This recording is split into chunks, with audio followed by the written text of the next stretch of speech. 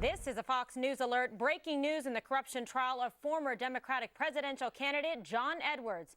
Edwards has been found not guilty on one count, but the judge has declared a mistrial on the other 5. Fox News' correspondent Jonathan Serry is standing live outside the courthouse in Greensboro, North Carolina, with the very latest details. So, Jonathan, what happened? Well, Kimberly, right now the judge is meeting with lawyers on both sides of the case, going over post-verdict motions. But earlier today, there was a knock on the door of the jury room. The jury was invited in, at which point they announced that they had reached a verdict on only one of the counts against John Edwards, and that was the count that he allegedly accepted illegal campaign contributions in 2008 from Rachel Bunny Mellon, but they announced they could not reach a verdict on the other 5 counts. Now, realizing that they had not come up with a unanimous verdict on all 6 counts, the judge sent them back into the jury room while she met with the lawyers. The prosecution wanted the jury to continue deliberating. The defense wanted the judge to declare a mistrial.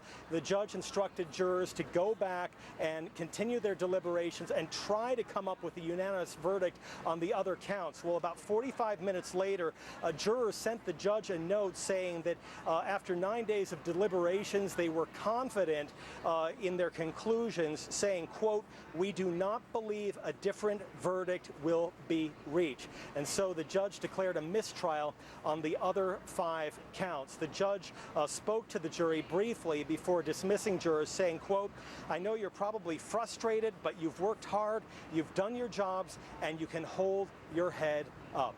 Back to you. Well, Jonathan, this is interesting because after only 45 minutes of deliberation, with the judge sending him back in on sometimes what we like to call a dynamite charge, saying, please continue to do your duty, go back in, deliberate further, they seem to have the right language to say that they don't feel that a verdict could be reached despite even more deliberation going forward. But no indication, the news reports we're getting is no indication whatsoever as to whether or not they're going to retry the hung counts. Have we heard any mention of perhaps how they were hung on the other charges? Yeah, we don't know yet how they were hung on the other charges, but let me tell you that throughout the investigation and according to some of the testimony, some of it allowed in court, much of it not allowed in court, there was not agreement even among government officials over whether a donation to a third party that's then used to hide a mistress, an extramarital affair of a federal presidential candidate, whether that qualifies as a campaign finance violation. Obviously, the Justice Department believed that it was a violation, but there were some FEC officials that the defense was trying to get to testify to bring an opinion that no, in their opinion, it did not fall under federal campaign finance laws. The judge would not allow them to give their opinions, but for those of us on the outside of the courtroom, it just gave you an idea that even experts in federal campaign finance laws disagree over whether this met the criteria. So when you look at this jury of laymen and laywomen who are not experts in campaign finance law, you can imagine just how complicated it was to deliberate these six counts against John Edwards. All right, Jonathan, Sarah, we're going to remain live there outside the courthouse in Greensboro, North Carolina. We'll be coming back to you in the program, hopefully later, if we have any press statements from either the prosecutors, the defense, perhaps John Edwards speaking himself, or any members of the jurors. So thank you for that update. Brian, let's take it around the table and let's start with you on this. He's making a great point, which is there was a lot of confusion even amongst the prosecution team about how to proceed and the nature of the charges. Pretty novel trying to bring this forward, and it seems to have been something that was confusing with respect to the charges of, is it a gift, right? Or was it something used to further his campaign with a campaign contribution? And the jury is the one who's been tasked with this obligation, and they have been unable to come up with anything because they've been a bizarre group to begin with. I mean, about 5 of them were dressing alike for a while. We had one, evidently, that was flirting with John Edwards. That was the accusation for a while. And then when you tell them to go back and come up with a decision, they are people. Excuse me, I get the sense they're saying, we hate each other, we're tired of each other, we're never going to move. Judge, back to you. I got nothing here. Yeah, they pulled the ripcord on that one in North Carolina, let me tell you. So, Andrea, you were talking about this earlier with me, saying, it's kind of confusing to everyone who's watching, let alone the jurors, but it sounds like there were some people in there that had their heels dug in, maybe one lady who had a crush that just wasn't going to budge on this. Yeah, maybe they stopped talking because someone stole someone else's outfit. We need Juries get very, very close after a couple weeks. But yeah, Kimberly, when I saw that they were hung on a number of the counts, the first thing I thought was, I think the jurors are just as confused as the rest of America. And this points to something, and I'll leave the legalese up to you and the attorneys, but that campaign finance laws, someone who's worked in politics like myself and Bob, are completely all over the map. They're extremely complicated. They're very ambiguous.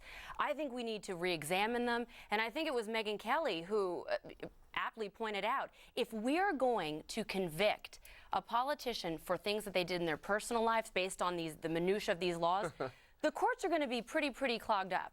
So it's well worth the discussion about campaign finance. I mean, you even heard Jonathan Seri say we couldn't get answers from our own administration on it. Right. Well, we've got some interesting news here. That's why you don't want to even move from where you are from watching this, because John Edwards, we're getting some information from our bureau that he might be coming out very soon, shortly, to give a speech, some comments about this pretty stunning verdict, in fact, in terms of the not guilty. Eric? A couple thoughts. The count 3 that he was found not guilty, John Edwards was found not guilty on, was receiving contributions from Rachel Bunny Mellon, but on count 5, which is receiving contributions from Rachel Bunny Mellon, they were hung on that one. It's a wacky jury. I mean, there's no consistency. I also want to point something out. On May 14th, this guy, Scott Edwards, former FEC chairman, said that he testified that he believed that the money, the contributions, the payments were actually gifts. I mean, does anyone go up to a politician and say, here's a whole boatload of money, not to do with anything to do with your campaign or your willingness or wanting to be vice president? Here's just some money. Here, take money. And the third thought, if this were in business, they would be closing the jail cell right now in John Edwards. You look at Kozlowski, who got nailed for using corporate funds with board approval, no less. He was using it for a personal party he threw. He's in jail, or maybe he's out now, but he spent years in jail. So the rules seem to be a little different depending on where you come from. Yeah, a little bit inflexible. And we also want to remind the viewers to keep an eye right there on that microphone and those courthouse steps, because we're hoping that momentarily John Edwards will be coming forward to make a statement about this stunning verdict, the hung counts. Keep in mind, the prosecutor's office saying that they're not releasing a formal statement yet, but they are still not decided whether or not to proceed forward with a retrial on the hung counts. Depending on the breakdown of that, as we mentioned earlier, if it is a 7-5, that would be a bad hang. They wouldn't probably proceed forward if it was in favor of not guilty. But if it was something more, closer, that was a 10-2, something like that, then there's a good chance they could proceed forward. Bob, what do you think? What's your reaction and takeaway? And does Edwards have a political future going forward if he's a vindicated man who's been falsely accused? The answer to that last one is absolutely no. What do you mean 5 of them dressed alike? They were dressing alike for a while. Like a cult. And that's what they were saying. Some of the observers there saying the jurors were coming out dressing alike, and one of them was batting their eyes at John Edwards. A few of them were dismissed along the way. Well, there you go. I think what Andrew said is important here. That there's not been a major significant finding of a jury about a Federal Election Commission law, and not even close to something like this. And so I'm not surprised. I'm not surprised at all, because I think it's so ambiguous, as Andrew pointed out. I've had campaign contributions in front of the FEC and in front of the Department of Justice before. Look at the smile on his face. And no, but they couldn't proceed with it because it wasn't clear what it was. In something like this, Mellon did not know, right, that she was given the money to cover. Did she know? She didn't. The only evidence they have is she said maybe he should pay for his own girlfriends at some point, which legal analysts have said is the strongest piece of evidence. Did they say what it was for? That's again,